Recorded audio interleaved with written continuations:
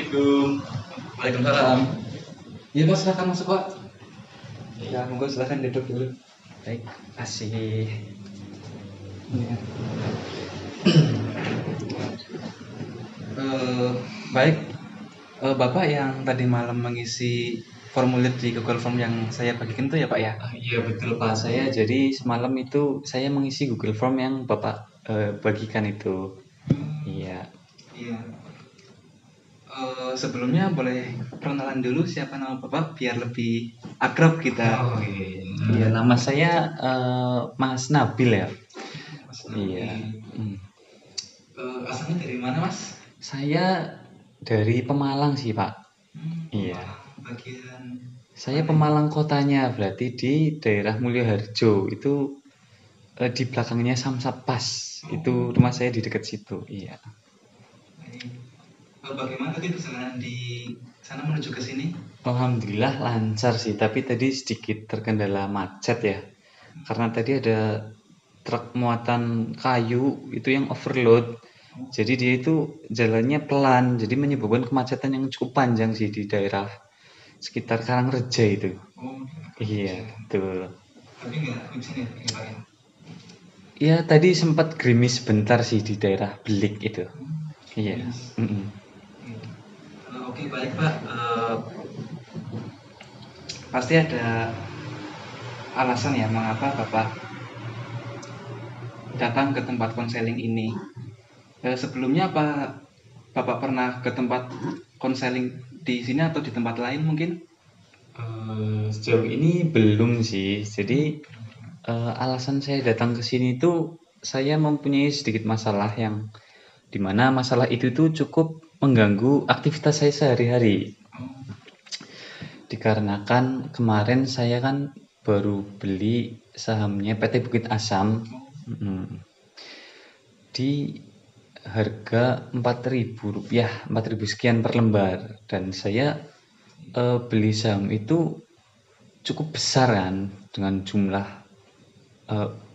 uang yang saya belikan saham itu tuh cukup besar ya, dengan analisis yang sudah saya persiapkan terlebih dahulu sebelum saya membeli saham itu. Tadinya saya itu membeli saham itu untuk momentum pembagian dividen.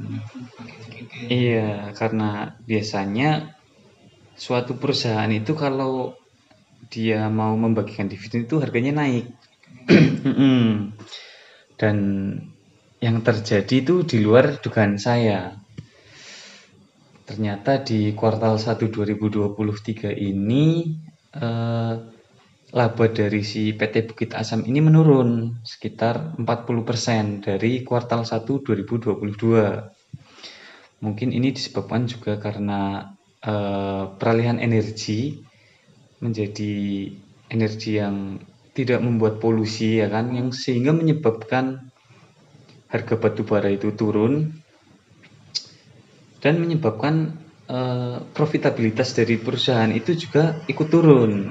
Nah, sehingga yang terjadi itu sebagian besar investor asing menarik dananya dari si perusahaan PT Bukit Asam ini, yang menyebabkan harga saham ini anjlok, tidak sesuai dengan apa yang saya analisis sebelumnya. Iya gitu Pak.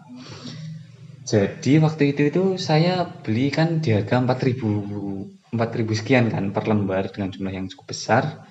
Dan setelah laporan keuangannya itu keluar dan ternyata minus, itu harga sahamnya langsung anjlok turun drastis gitu Pak.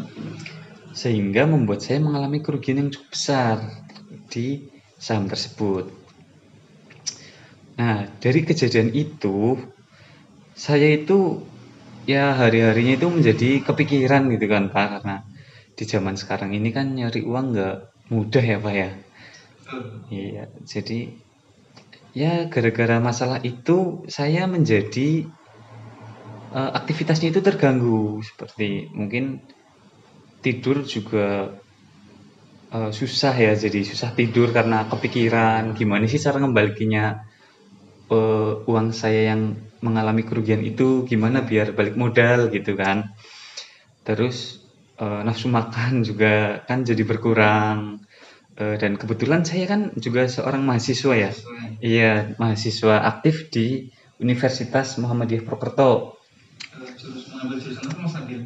Kebetulan saya mengambil jurusan akuntansi dan sekarang sudah semester 6. Nah, selain dari tidur yang terganggu dan aktivitas dan makan yang menjadi tidak nafsu, Iya. di sisi lain saya juga ini Pak, apa namanya, aktivitas kuliah saya itu juga terganggu.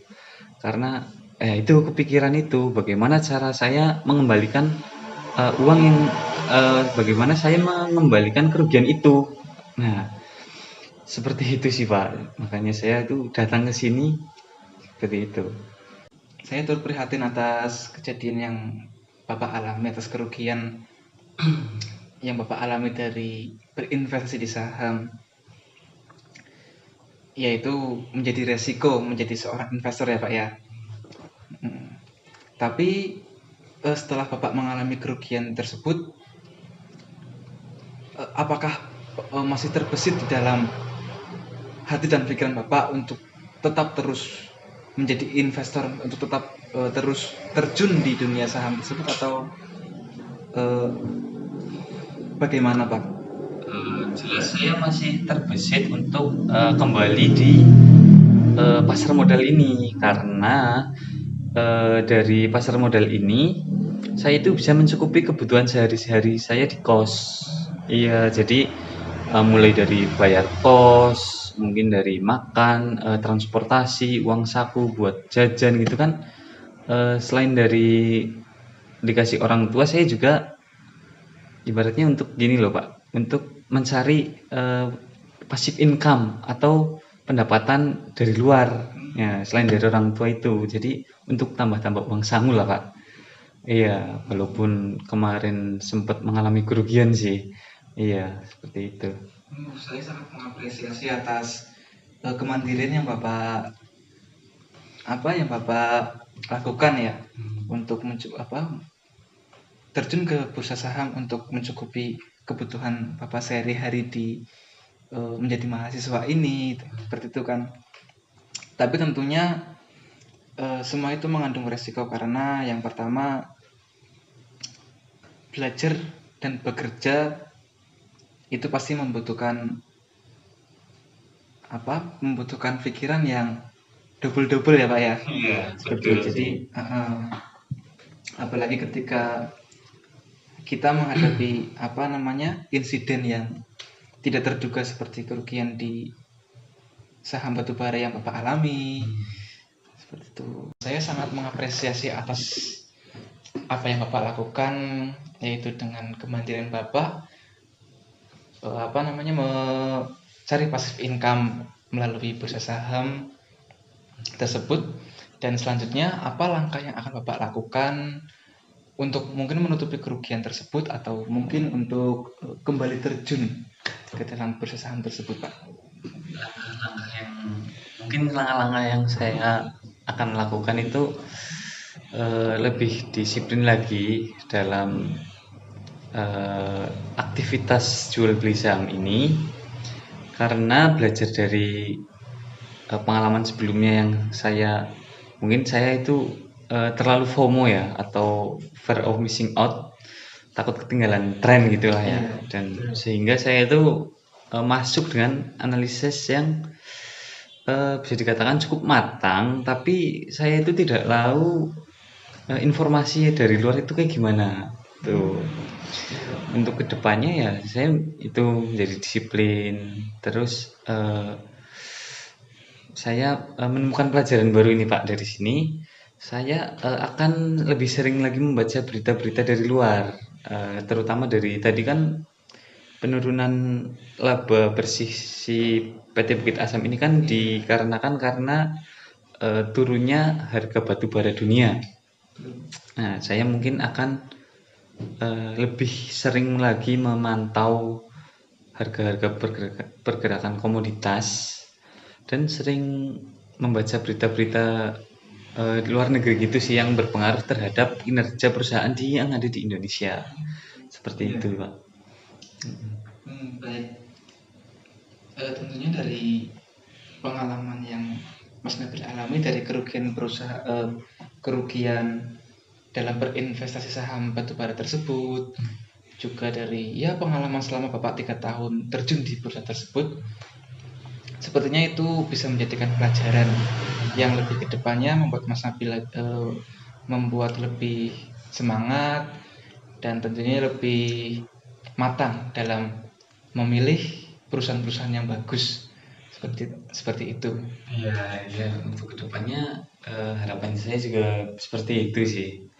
Karena di sisi lain dari mencari passive income ini kan tidak gampang ya. Iya betul. Dan mungkin tidak semua mahasiswa itu mau mencoba karena kebanyakan dari teman saya ini masih yang beranggapan kalau transaksi di pasar modal khususnya di jual beli saham itu judi, iya gitu kan.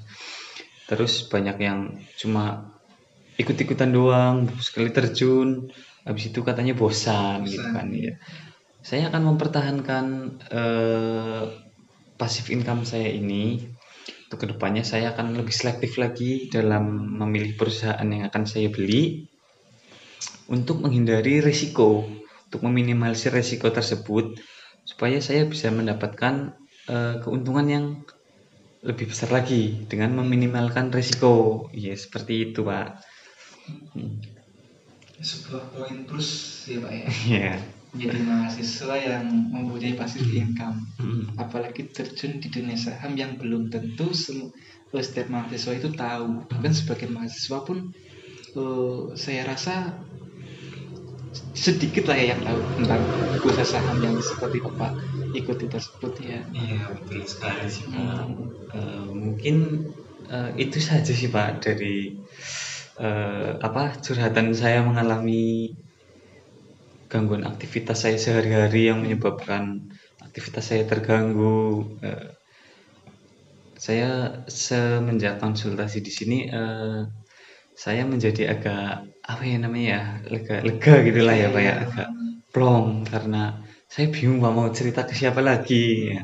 Jangan kalau cerita ke teman-teman saya itu pasti dihujat. Ya gitu Pak. Gimana sih katanya trader profesional tanpa rugi gitu. Padahal ya sehebat-hebatnya trader, seorang investor itu pasti pernah mengalami yang namanya itu kerugian. Betul.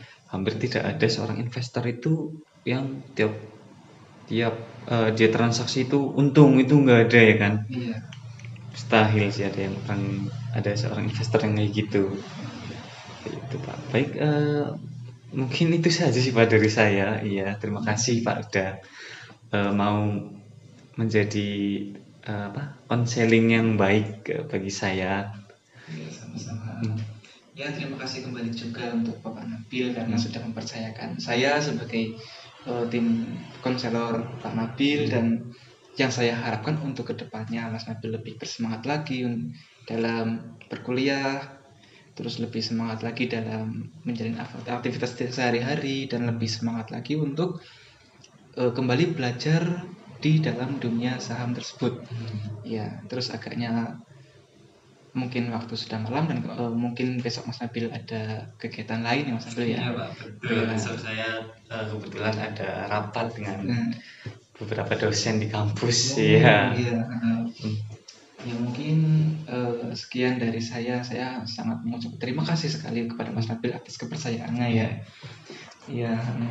Baiklah, saya langsung izin pamit aja ya Pak ya, karena waktu sudah cukup malam. Terima kasih Pak. Ya, hati-hati ya Mas Nabil di jalan.